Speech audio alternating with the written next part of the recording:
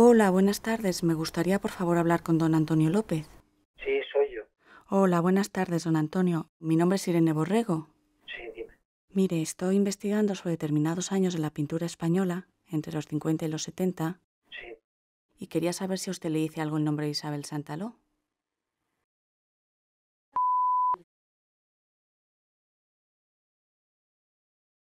Estábamos todos juntos.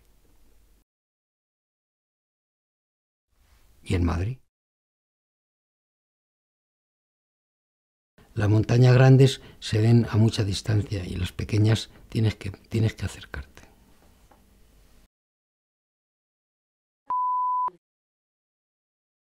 Porque el presente es muy invasivo. Exige mucha atención.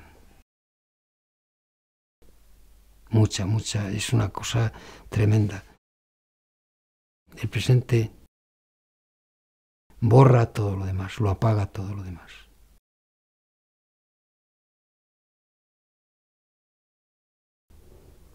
Yo imagino que en el cine pasará igual.